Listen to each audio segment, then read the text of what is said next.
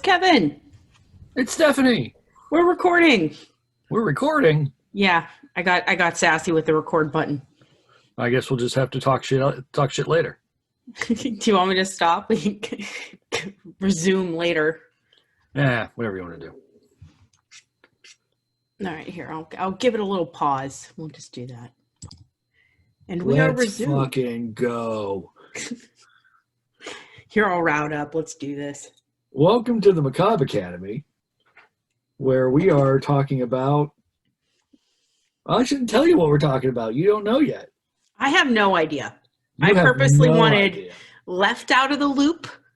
You know, I am Nerdy Witch, and I usually spearhead the episodes, but I wanted to be surprised as my new year kicks off with the podcast. So. Hey, my shoes will be here tomorrow. Sweet. I thought you just got a bunch of great shoes for Christmas. What? I did. And you ordered more? Of course I did. Didn't you say I'm allergic to money. What, you got those, Martens from your wife or something? Yeah, my wife surprised me with a pair of made in England Doc Martens. Yeah, they're fucking sick. When are you going to buy me shoes? I need shoes. You're the one working. I'm not. Yeah, but you're buying more shoes than you could wear. I feel like you should donate a pair to me. I just wear them around the house now. At least it helps the resale value. Like, they're super collectible, right? Some of them are, yeah. I just put them on and wear them around the house. One of the was nice. I used to wear them out to the mailbox just to flex on myself. I got the Travis Scott dunk, so I'm checking the mail. Hard flex. I'm the only one there to see it. Nobody gives a shit. I don't even know what flex is. I have no idea. You're in your own world with your shoes. So how was your time off from the pod? Well, you had a birthday. I did. I had my first birthday party in 17 years. And how many spanks do I owe you now? Oh, God, 34. Ooh, could be a fun night. Yeah, you... Look. I like where this is going. You might have to, you can't, increase intensity because 34 is just going to be a lot. So as long as you keep hitting with consistent... Got to be 35, though. One for good luck. Actually, I haven't been spanked in so long. I would actually really look forward to that at this point. What'd you do after that? Anything fun? Fucking time. Wait, I didn't tell you the best part of my birthday. Okay. I had my party and I made myself my little Mandalorian cake, and I had happy fucking birthday everywhere. Everywhere. It was all black. Happy fucking birthday. We painted Krampuses and we played Mario Party. There you go. The best part is my friend was waiting to order my gift until she got there because she wanted to know the size and color. I'll give you one guess what she ordered me for my birthday. A tentacle? A tentacle dildo. Nice. It's not in yet, but she said my present was to pick it out and then she would order it. So me and her sat there picking out a new tentacle dildo for me, and I'm so excited. That's amazing. Isn't it, though? Isn't it awesome? Hey, with friends like that, who needs anemones? I think Sound Maiden also almost got our Not Here to Kink Shame shirt started.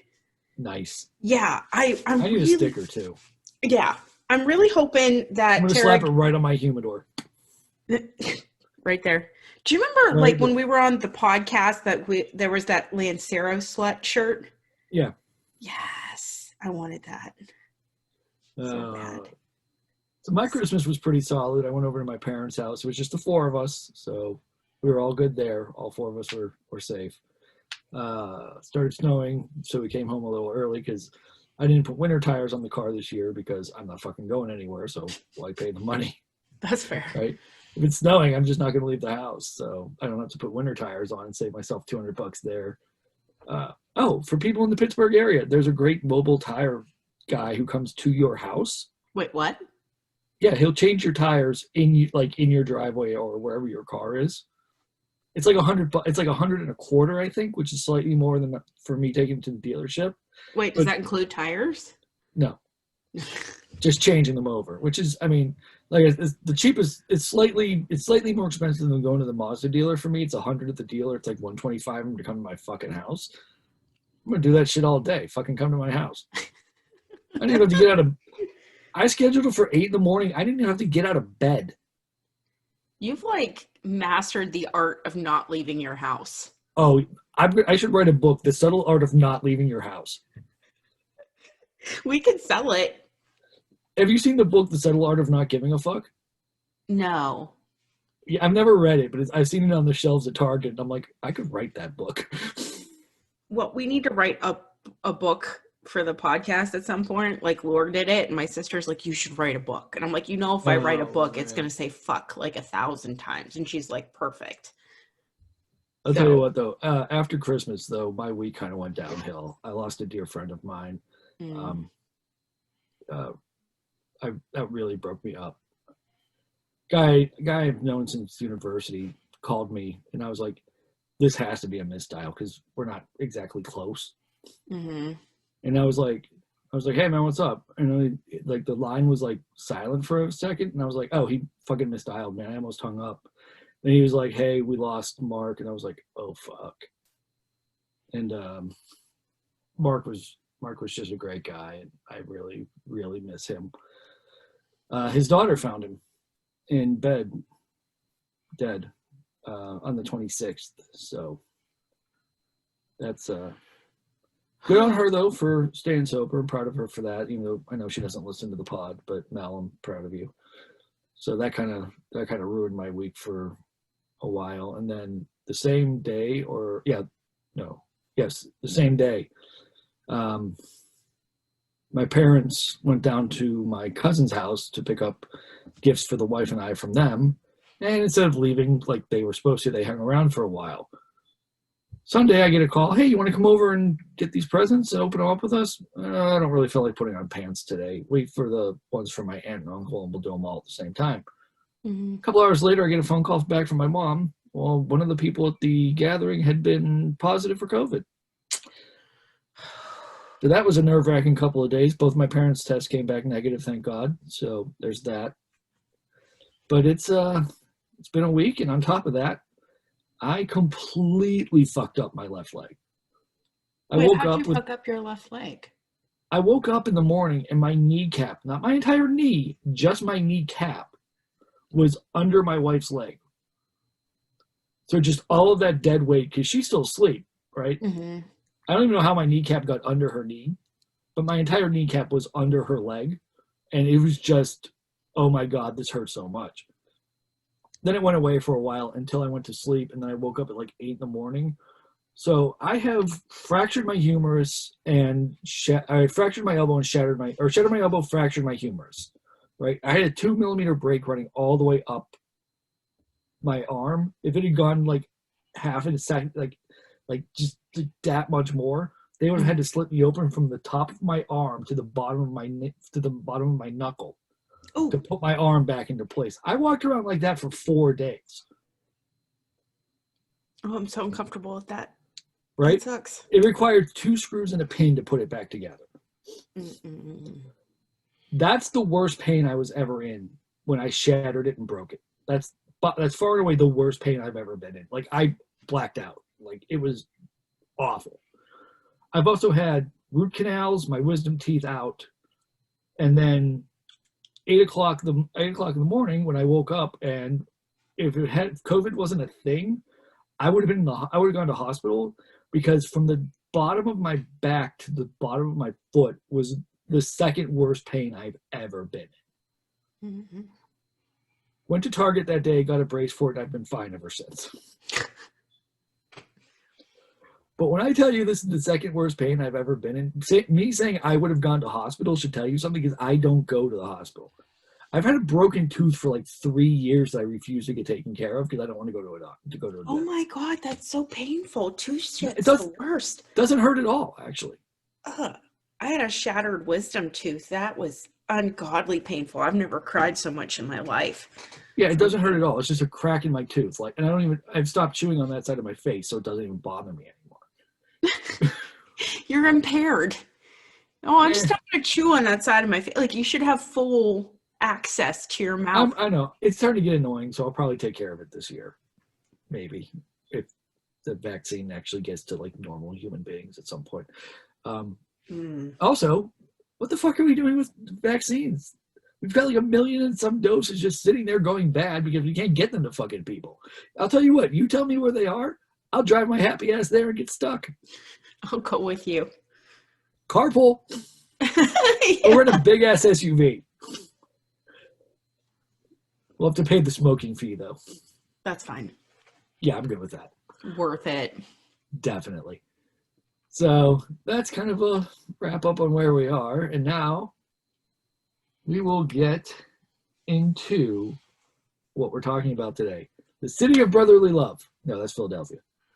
City of Angels. No, that's LA. That's Los Angeles. Yes. The City of Lights. No, that's Paris. Paris. Steel City. No, that's here. That's definitely here. The Windy City. No, still not right. Wait, what's the Windy? Seattle? Is that Chicago. Windy? Oh shit. Okay. Sorry, Chicago. All of our Chicagoans are now going to find you and throw things at you. Wait, no, that's still Philly. Sorry. You're such a dickhole. Did I ever? You know why I love you, right? Philly fans threw snowballs at Santa. We love Kevin because he's unapologetically male. This is a prime example right here. So what we're actually talking about today is the Mile High City, which is? I just know what the Mile High Club is. I don't know about the Mile High City. Denver. I have never been to Denver. I haven't been to Denver either, but apparently it's very hot. Go to Denver? Weed's legal. And apparently, conspiracy theories about the airport. Wait.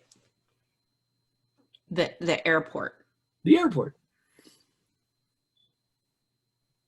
Do you remember, just hang in there for me like 5 seconds.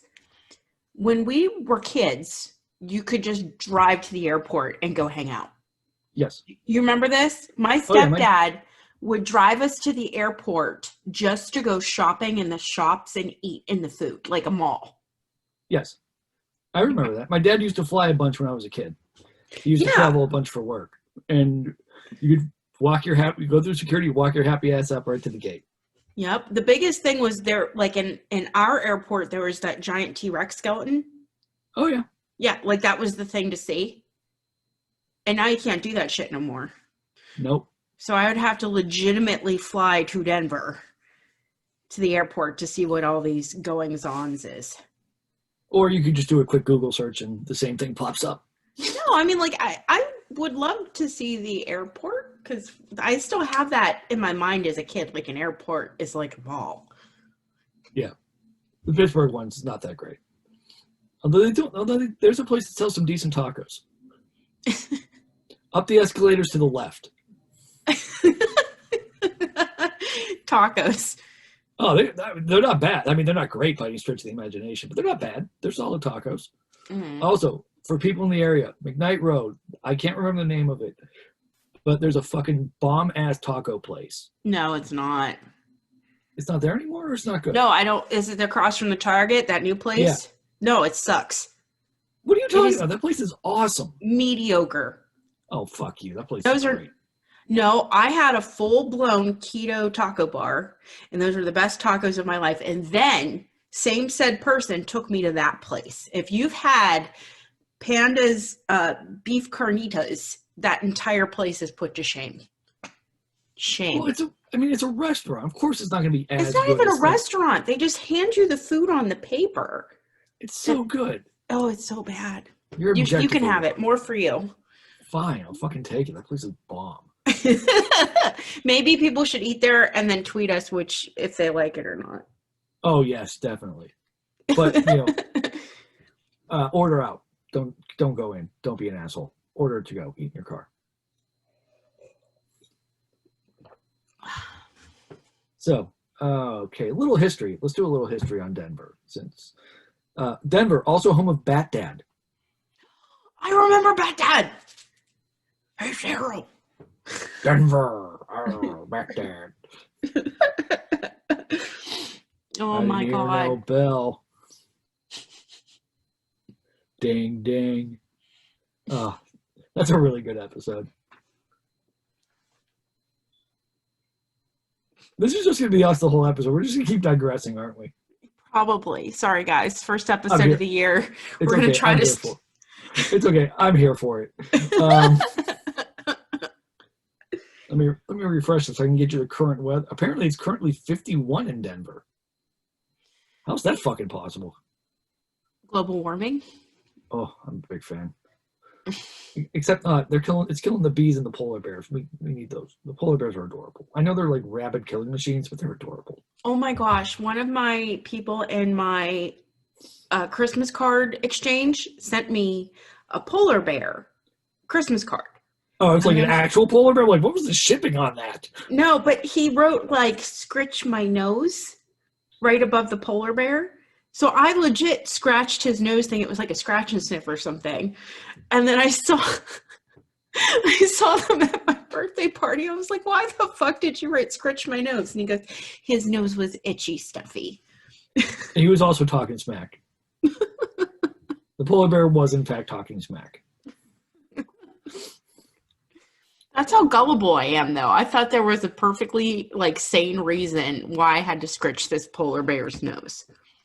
Oh, speaking of polar bear cards and where the smack talking polar bear came from, at university, Andrew and I lived on the same floor. And it was the international language floor at Penn State, which is third floor Beaver dorms, which is, fine for a dorm, whatever.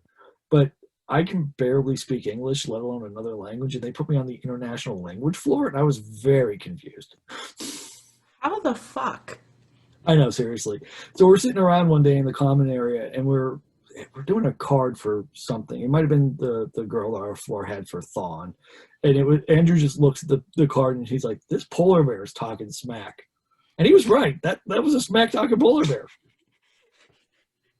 He had no factual basis. It just appeared to be a smack. He was looking at you with his mouth. He was talking some shit. So in the summer of 1858, a small group of prospectors from Georgia crossed the Great Plains of the Colorado Territory and made a region-changing discovery at the base of the Rocky Mountains. You want to know what they found? Any guesses? Denver? Gold. There's gold in them thar hills. Oh, I should have caught it when you said the year. Honestly, I wasn't 100% paying attention. That's okay, neither am I. We're so fucked. We're so professional. And although not much of the precious metal was found, the mere whisper of the word was enough to start a veritable stampede into the region. Mm. After all, the California gold rush had occurred just 9 years earlier. This from Denver.org. It's riveting. Let me get on Denver.org right now and double check your facts. Hey, they have a clean and safe resource guide on there you can read. Is it a clean and safe sex guide, or is it just how to visit Denver clean and safely? I don't know. I didn't click on it. I'd have to go off my note. I'd have to go off the webpage where I'm reading this from. Okay, then no worries. You know what's even worse is now I have that tee-hee-hee penis running through my head because I stare at it on my couch all the time. So, clean and safe guide to sex. You know what? You know how you don't get laid? You look at it and you go, tee-hee-hee penis. Yeah, that would not be great. I would not. I would probably put my pants back on and leave at that point. And then block you on all social media and your phone number. At least you don't send nudes to the group chat like the rest of us.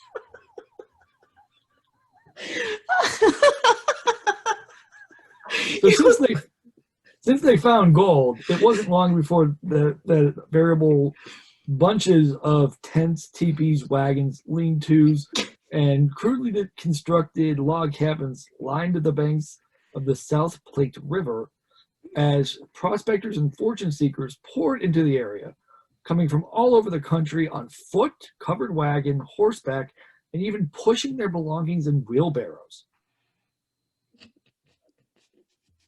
It's okay, keep giggling. Let's go. I was laughing because I was thinking, teepees.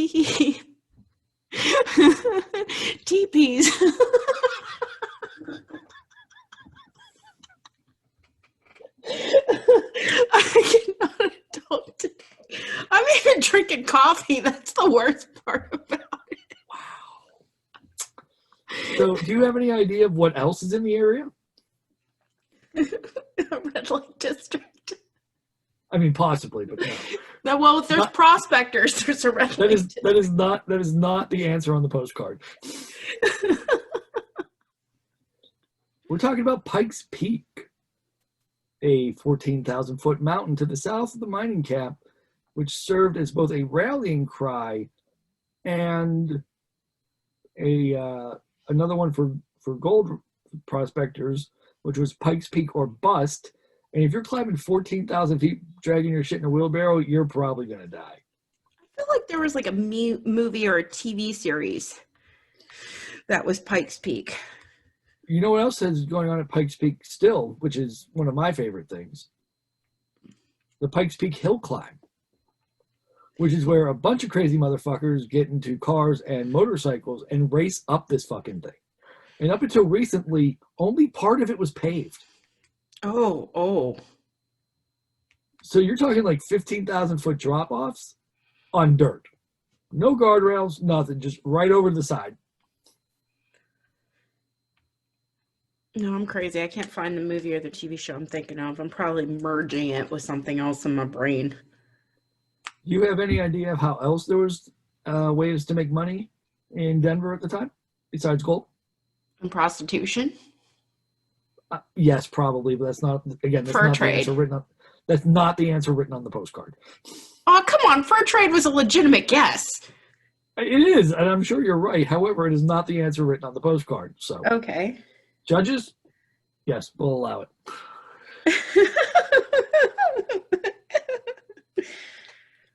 People who arrived early enough could simply stake out a claim of land, lay out city streets, and then sell the lots to those arriving after them. General William H. Lemire, I don't know. Lemire. Lemire. It could be lemur. You're right. It could be a lemur. So this guy didn't arrive early, but followed the plan perfectly. He claim jumped the land on the eastern side of Cherry Creek, as we say around here, or creek as normal people say it, and laid out a city, and in hopes of gaining political favor, named the city after Kansas Territorial Governor James Denver. However, what he didn't know was that Denver had already resigned. Lovely. Yes. In 1863, tragedy strikes. Oh, no. Oh, yes. Gasp. Alarm. Actually, you're right, because it was a fire that destroyed the business district. Shortly after that, the Indian War broke out. And that Wait, like the French and Indian War or just the Indian War? It just says Indian. Oh, okay. And that cut the stage stations and supply lines, leaving Denver with just 6 weeks of food. I would have been starved in 6 days with the way I eat. However, the hardships only solidified the resolve of the citizens of Denver, making them even more determined to survive. And when the Union Pacific Railroad bypassed Colorado on its transcontinental route, Denverites, what a terrible name, raised $300,000 and built their own goddamn railroad to meet the Union Pacific in Cheyenne, Wyoming. That's pretty fucking badass. That is pretty fucking badass. Especially in the 1800s, 300 G's in That's a lot of money now. 300 G's back then? Yeah. Yeah, that's like millions and billions of dollars just to go, you forget us? Fuck you. Right. We'll do it ourselves. That's incredible. That's kind of nuts. So soon after, the Kansas Pacific Railroad crossed the plains to Denver when a major silver strike was hit in Leadville. Denver was a boomtown once again. So there you go. That's a little history on Denver. Okay, so Denver sounds a little more badass. Denver is a little more badass. I'm kind of about Denver now. Like, I don't want to go there, but I'm kind of about it. I admire their stick-to-itness. So now we move on to the meat of this episode, if you want to call it meat. Oh, I love a man who can handle his meat. Could be tofu. No. Could be a Beyond Burger. Then, okay. Did you ever have the Impossible Whopper? I have not, because I'm on the ketos, so I didn't have the bread. It was pretty fucking solid. It was like a plant-based burger they had at Burger King for a minute. Pretty fucking solid. Yeah, Gecko ripped it off. They had their own Impossible. Yeah. Well, they probably just bought the same stuff that Burger King was selling. Like, whatever. So, now we're talking about the Denver airport and the 8 conspiracy theories that, according to BuzzFeed, exist about this place. Wait, you use BuzzFeed? It came up in my Google search. Google recommends it. It has to be good. Actually, no. You know what? There's a set of BuzzFeed guys that does true crime and paranormal, and I love them. So I think I'm all about this BuzzFeed article then. Let's do this. Don't be talking shit on my BuzzFeed. No. I was just thinking, like, I they weren't credible in my mind. And then I watched a BuzzFeed set of videos on true crime and on paranormal, and they were fantastic and they were really well done. So way to go, BuzzFeed, up in your game. So I'm all about it now. I'm on it. So the Denver International Airport opened on 28 February 1995. Wait, they didn't have an airport until 1995? I'm sure they had one and then built another one. Oh, okay. This is about the current airport, not the previous airports. I'm not sure how many there were, but we're talking about the current one. Oh, I don't, like, okay, brain, right? If I was going to build an airport, I would have expanded on the existing airport, not just built a new one someplace else. Well, it was probably, like, I'm assuming the runways were too small to just do that. You know what I mean? Mm-hmm. All right, so this one opened, you said, in the 90s. 95. Perfect. February 28th, 95. That's when the Power Rangers, or was it 94? No, 95 Power Rangers. Good year. Ooh, another conspiracy. Oh. I don't know, maybe. We'll flesh that one out. We'll flesh that one out later. Construction had fallen 16 months behind schedule. Ouch. And $2 billion over budget. Crap. The final cost of the airport was $4.8 billion, which is, and I quote, a lot of money. Yeah, for most of us humans, we're not the 1%ers. But it has it in the article, which is a lot, which is italicized, of money. Thanks, I wasn't aware. Hey, that author was just being thorough. I appreciate you pointing that out to me. Something tells me they had a word count to pad.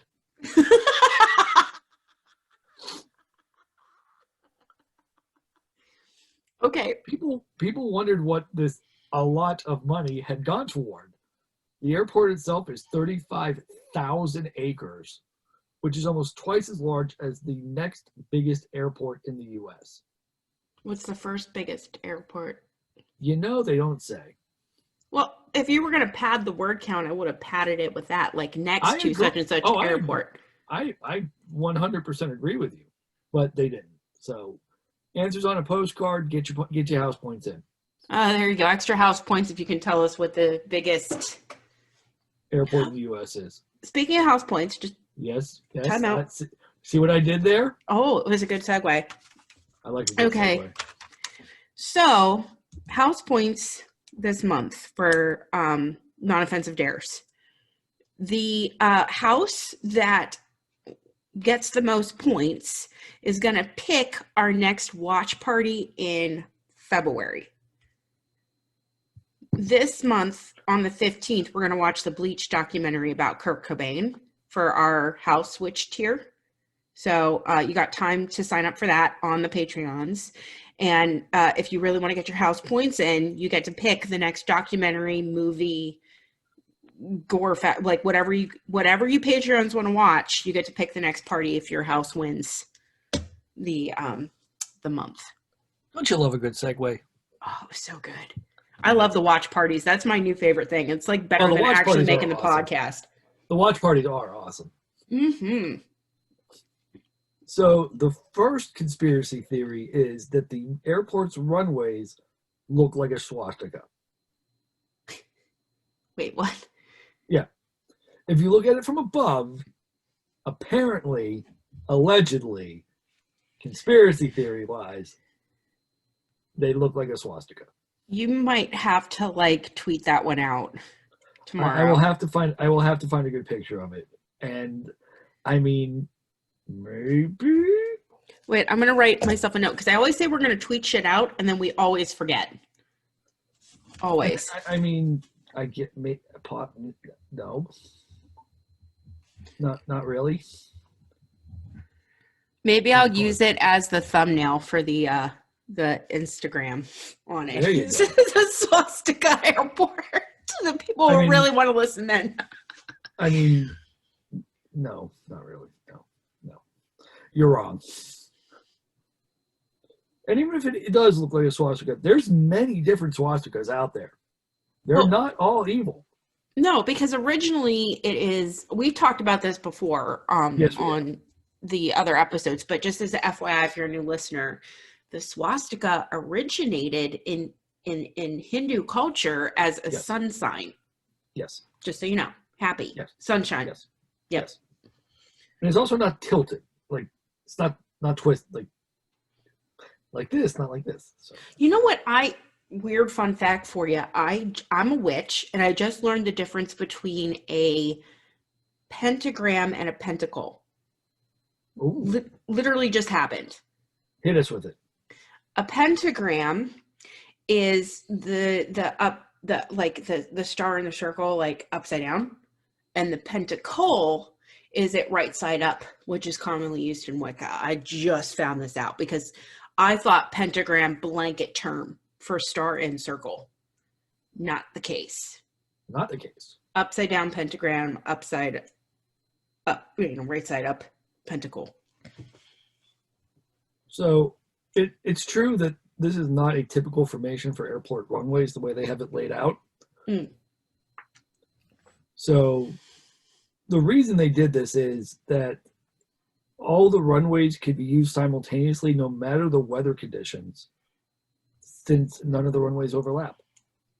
That's really fucking smart. Yeah, it is. Because it's not like it never snows in Denver. Well, like normally conspiracy theorists come up with shit because there's no really good explanation for why something is. And there's a really good explanation there as to why the layout is what it is. I'm not even sure this is a conspiracy theory or people just seeing things. Could go either way. I mean, fair. But it's on the article, so I figured I'd include it. I think it's dumb, but whatever. So the representative of the airport told the Telegraph that they think it looks like a pinwheel, and I don't think they're wrong.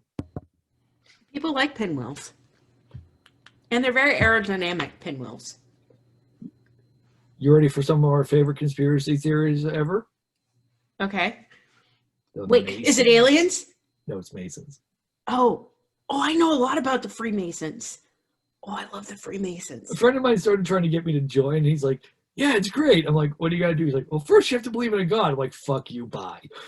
Actually, fun fact about the Freemasons.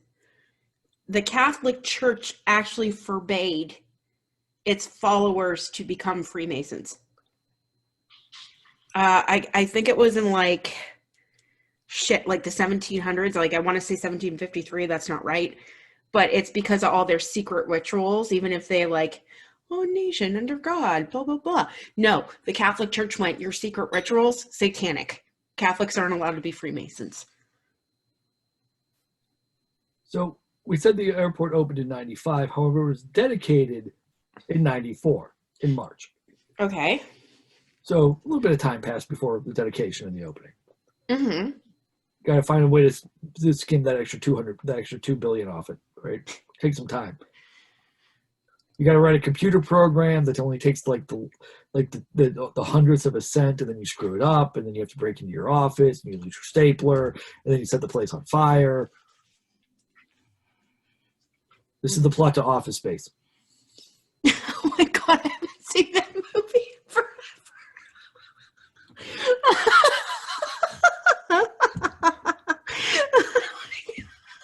I love that you connected the dots.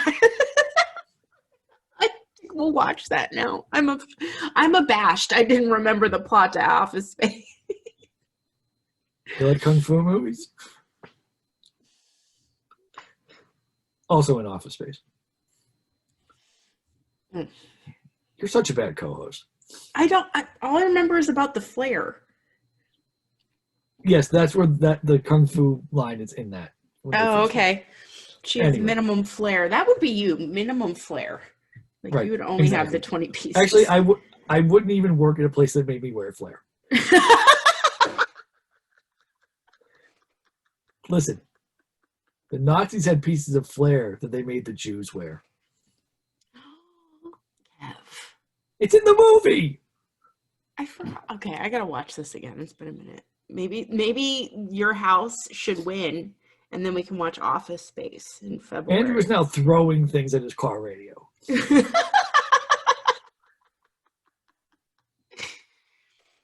So anyway, on the dedication stone at the airport, it displays the Masonic symbol of the compass with a capital G inside. Mm-hmm. And underneath that is the phrase New World Airport Commission, which is credited for helping fund and build the airport. Mm-hmm. So, can you see where this is going? No? We'll put a pin in it. Well, no, I'm thinking about the Freemason symbol. No, forget about the Freemason symbol. New World Airport Commission. Does this have some sort of post-apocalyptic thing? Like, we'll get to that. Hold on. Okay. All right. Go ahead. But anyway, the New World Airport Commission, what is this New World Airport Commission? Officials said that it was a commission for the new world airport, but the wording calls to mind the conspiracy of the New World Order.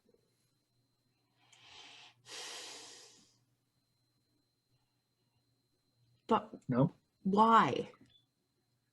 Well, because the New World Order conspiracists believe that there's been a small group of people working together in secret throughout history, establishing a single all-powerful government.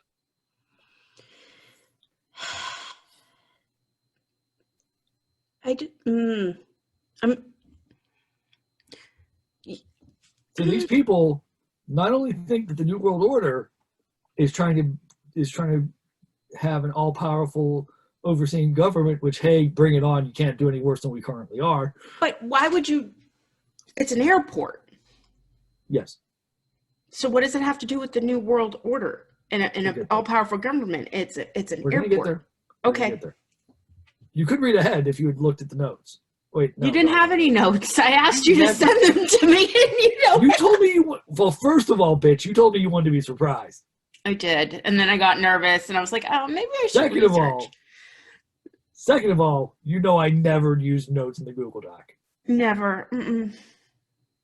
No. The one time I asked you to do it, you wrote, "Kevin doesn't do notes." Kevin says some shit that he hasn't finished researching yet. Yeah,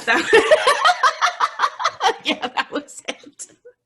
Which was about 12 hours before we were supposed to record. Yeah. Oh, God. Here's my fucking notes, all right?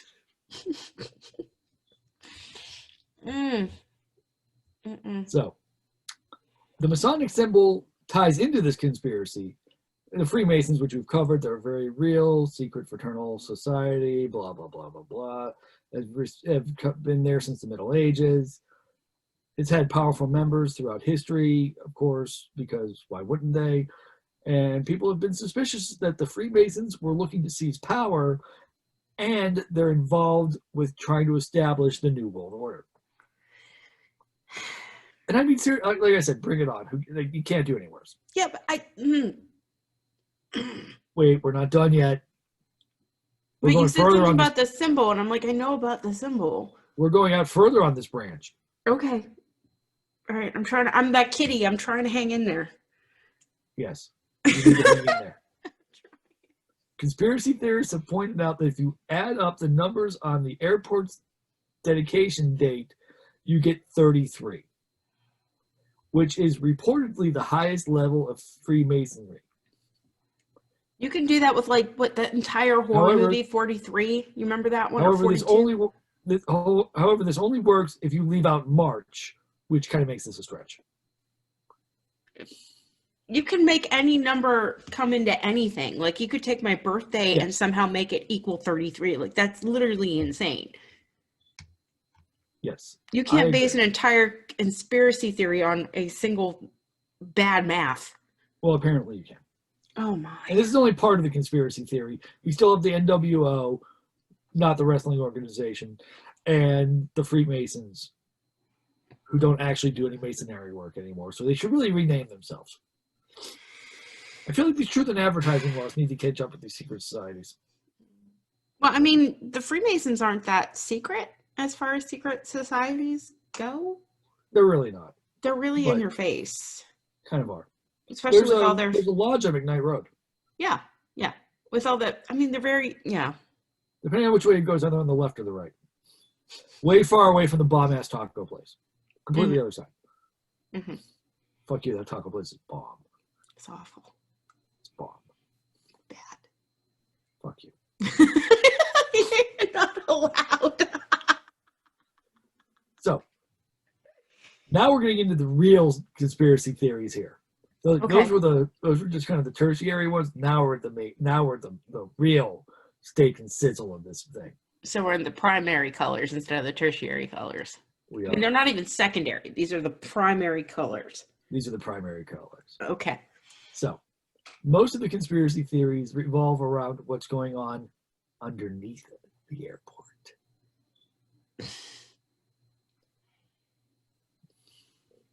So what, there's like is this like under the ice in the Ancient Aliens thing where there's like a network of tunnels with secret labs and shit?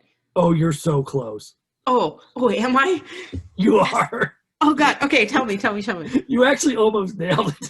That's what it was in the Alien episode with the Nazis and the secret bunkers in Alaska. I think the longer we do this, the more we're going to see that it's all the same conspiracy theories, just the places are different. Oh, God. It's all the same shit. You just have to tweak it slightly to get to where you need to be. So it was Nazis and aliens. This time it's aliens and... This time it's Freemasons and the NWO. Okay. I want it to be aliens. And maybe John Wilkes Booth. We'll throw him in there just for fun.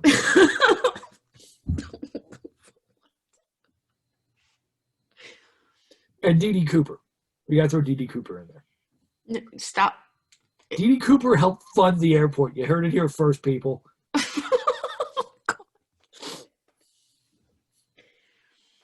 right. What? Okay. All right. I was close. So what was it? What is it?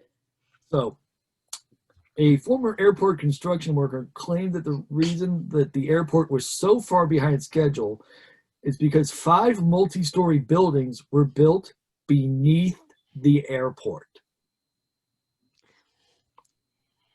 The same worker, as well as others, also supposedly said that there was a complex network of tunnels beneath the airport, which is probably true. Well, Disney World has complex tunnels to help employees get from one place to another very quickly, and storage and maintenance.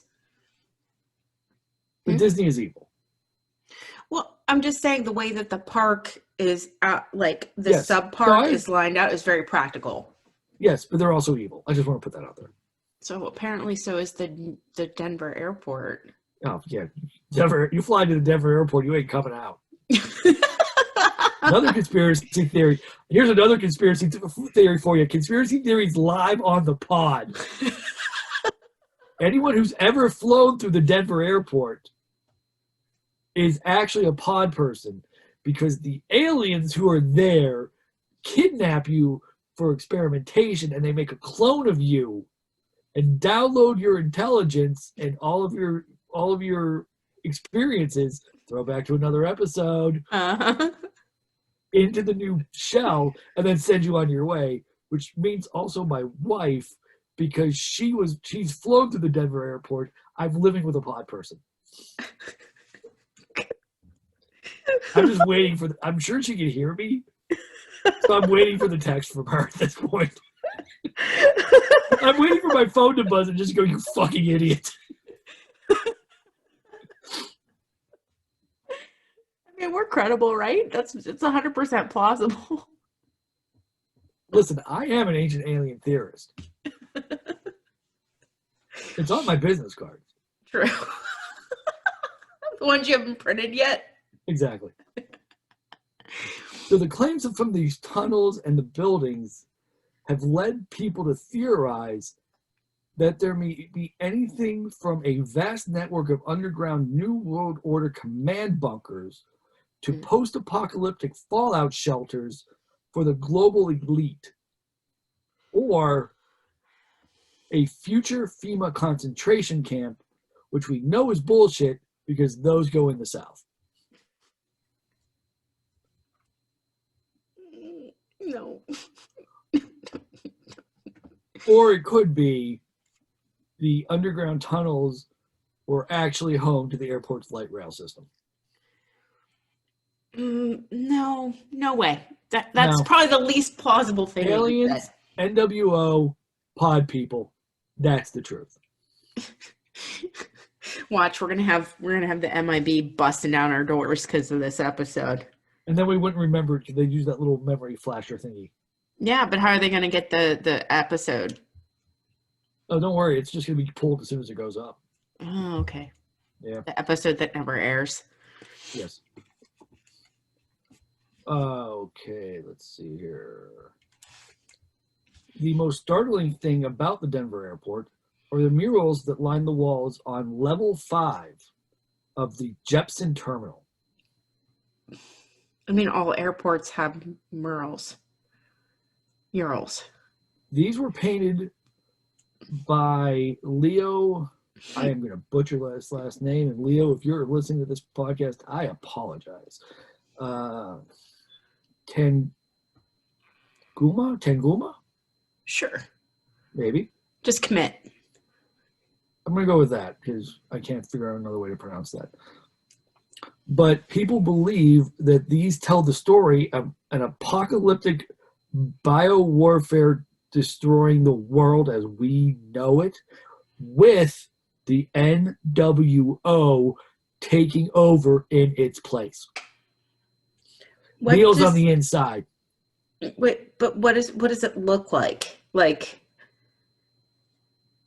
we'll link them. We'll send them out. We'll put. All right, I gotta see what this mural looks like because I want to see what. Oh, Google it. They're fantastic. They're beautiful. Okay, wait. He did a great job.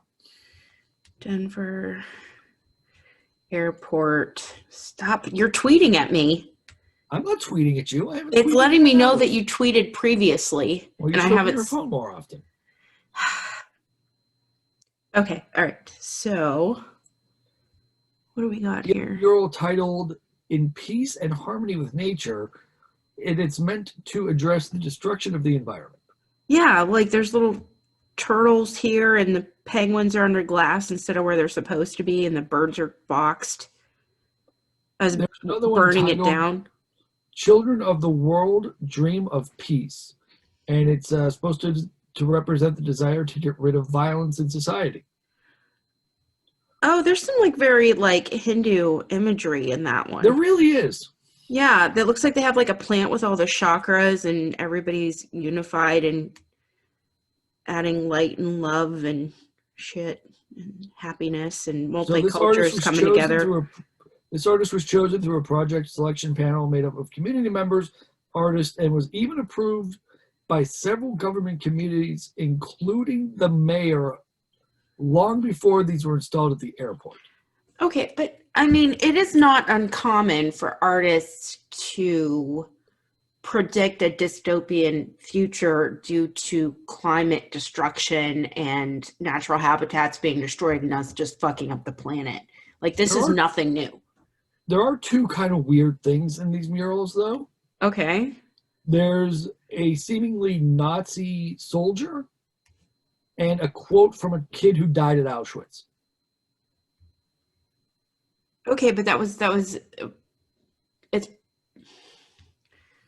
wait, why is that just hang in there? Why is that weird?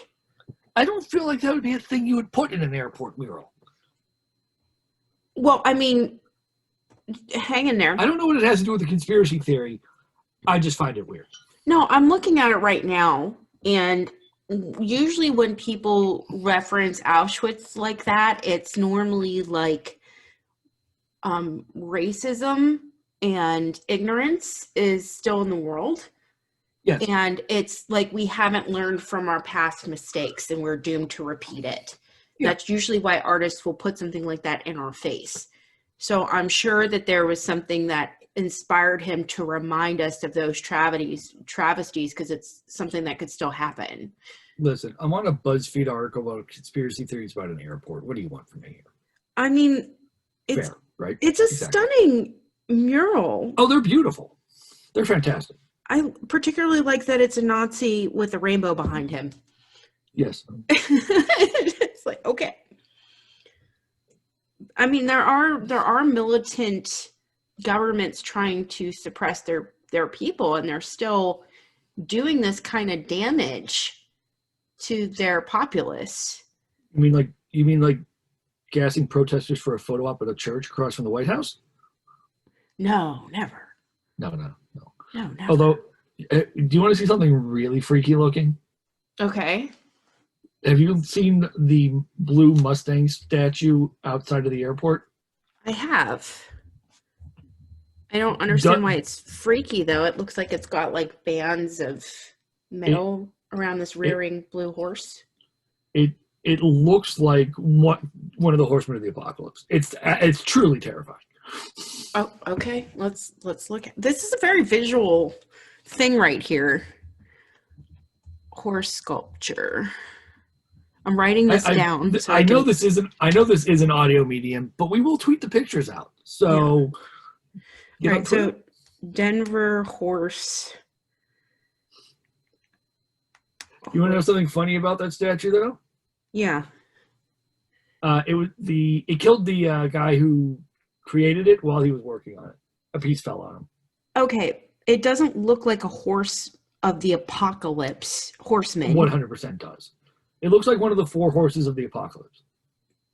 Actually, hang in there. It actually might be the 5th. It might be blue balls. Horses are considered liminal. Oh, you said blue ball. I'm just about to get all spiritual and throw down some truth, and you're like, blue balls. You know what? That's fine. It's blue balls. We'll go with that. He's that angry and irate and about to terrorize everybody because we blue balled that horse. Yes.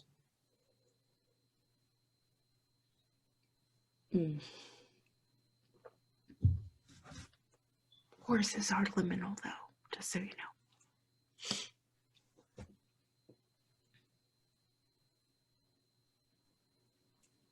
His name is Lucifer.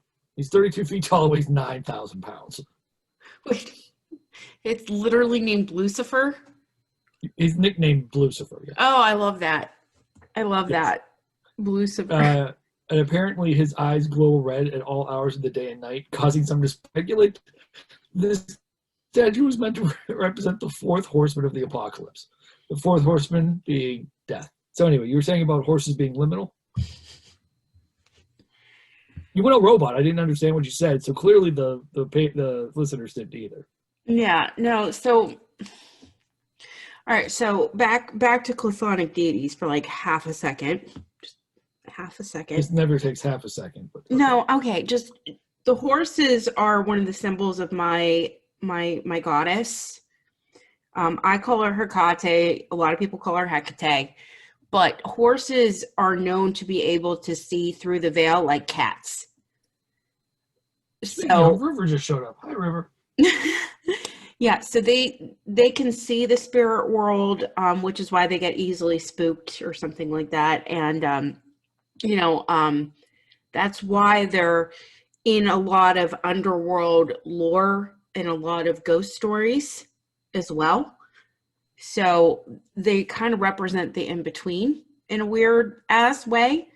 So, I mean, to depict a horse as death is not uncommon, but it's not exclusive to the fourth horseman of the apocalypse from the Bible. This goes back further than that, is kind of my issue. So, yeah. And as I said, the creepiest part apparently is that in 2006, while the statue was before the statue was completed, a piece of the statue fell on the sculptor and killed him. Severed an artery in his leg.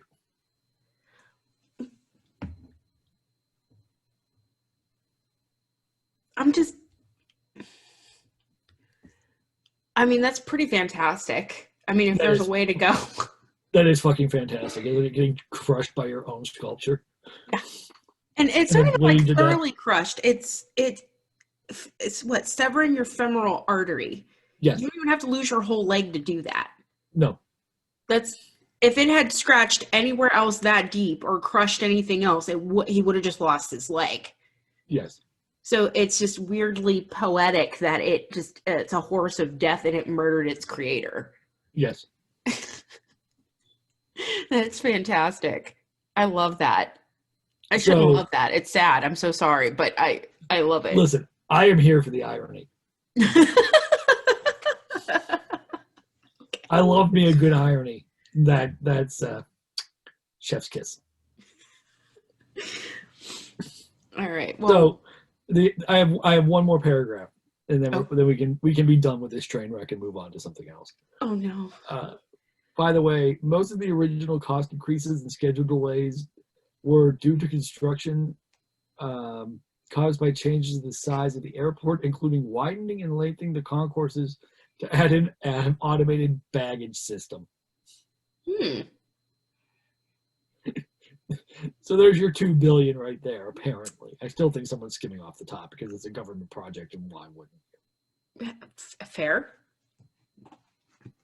Listen, if you give me a $200 billion or $2 billion budget, at least 500,000 of that is going missing.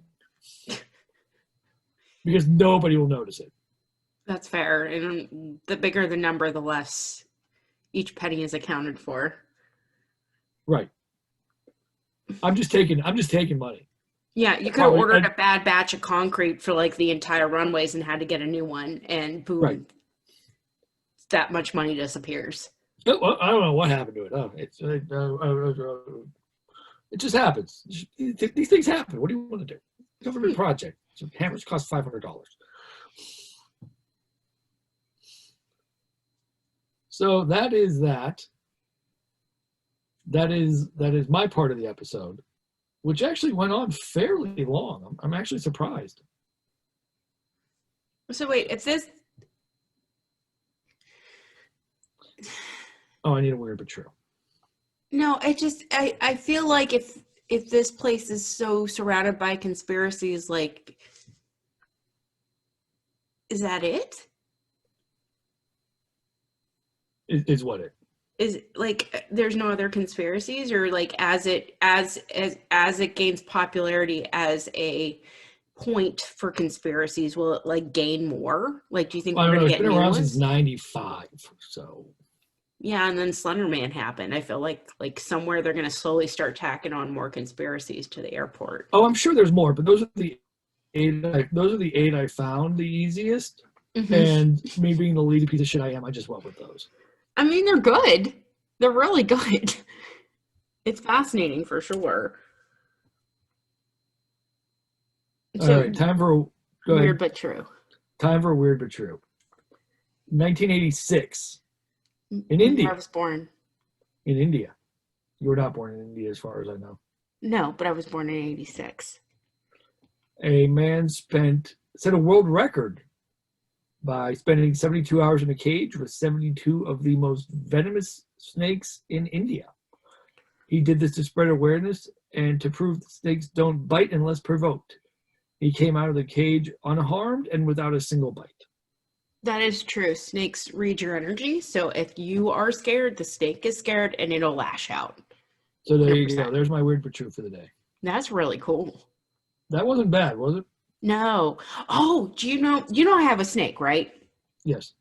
All right. I have a little corn snake. His name is Icarus. You'll see him on my Instagram. In fact, my picture right now is him climbing on my face. But those All were over the your face. in the face. Those were the same snakes that they used on the entire set of Indiana Jones because they don't have teeth and they can't kill you. Well, there you go. Yeah, the only venomous snake on Indiana Jones was the cobra that reared up, and they used a piece of glass to protect Harrison Ford for that. I love Indiana Jones. Okay, just me. That's fine. Yes, because Indiana Jones has no part in that movie. If he wasn't in the movie, it plays out exactly the same. No. Yes. Lies. Nope. No, you're not. You're thinking about it. You're thinking about it now, and you're gonna know. You're gonna realize that I'm right in like 12 minutes. There's no protagonist to perpetuate the story. But without him, everything still plays out exactly as it did in the movie. He changes nothing about it.